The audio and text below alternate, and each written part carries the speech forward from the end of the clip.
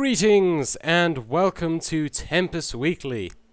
So, the release date for MoP has finally been announced as the 25th of September this year. So, this week we are going to talk about what to do during this downtime. The guilds have stopped raiding and the realms are empty. So, what do we do? Well, before we get into that, I have been sick the past week, so yeah, that wasn't very nice. I hate being sick. Feeling so tired I can't even play games. Like the End of Nations beta, I was really looking forward to playing, but didn't really get to play it much because of my wretched illness. Would love to tell you all about it, but it had an NDA, so maybe the next one. Anyway, so while I am sick, I get to slouch around and wallow in self-pity. So I've been watching movies all day, every day for about a week now. I even got into the Christmas spirit of things, even though it's July, so I watched Die Hard. All of them. Tell me what your favorite Die Hard movie is in the comments. Feel free to post several different ones.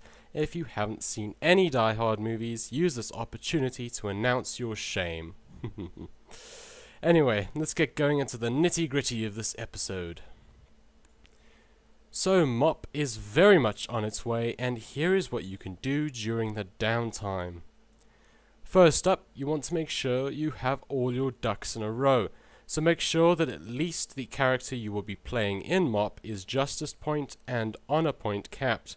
Whether you do PvP or PvE is irrelevant, as you can transfer Justice Points into Honor Points and vice versa to store up as much currency as you can manage. That way, you should be able to buy some items for your level 90 character as soon as you ding in MoP. You also want to try to get some gold together, just so you have something to work with. And on the note of gold, if you want to level a crafting profession as soon as MoP comes out, remember that it will be very, very, very expensive.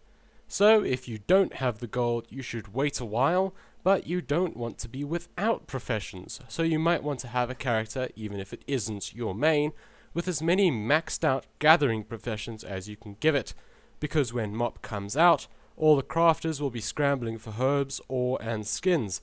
So when MoP comes out, you will make the most gold with gathering professions for a while. This is also the time to level any new characters you want or need, and make sure to max your professions now before the big day, as it will be cheaper now rather than after MoP. You also want to make sure you have everything you need to be able to level, so clear out lots of space in your bags for items you will be picking up along the way. Have food and drink as well as flasks. Best thing about flasks is that they give you a nice boost. They aren't really that expensive, and they last through death, which is great, especially if you want to level through dungeons. I would admit though that leveling purely through dungeons is probably not the best idea, as people will not know them, and gear will often be a problem, so expect many wipes. Besides, by questing you will unlock reputation vendors, and who knows what else, so best to quest methinks. If you are going to be questing, you will want a DPS spec with decent gear, so that you go at a reasonable pace. If you want to get a monk right off the bat, then it's your best to sort out heirlooms for the character now, so that when MoP comes out you can be nice and ready, send the heirlooms across. If you work, you will most likely want to be able to take paid leave for a week or so with the MoP release, so if that's your intention, you'll want to have everything cleared and sorted so you can do just that. If you've done everything you can for now, maybe it's time to take a WoW vacation for a bit and pull out some other games. Or take a break from gaming altogether, though the shock to your system of no gaming for an extended period of time beyond one day could cause withdrawal.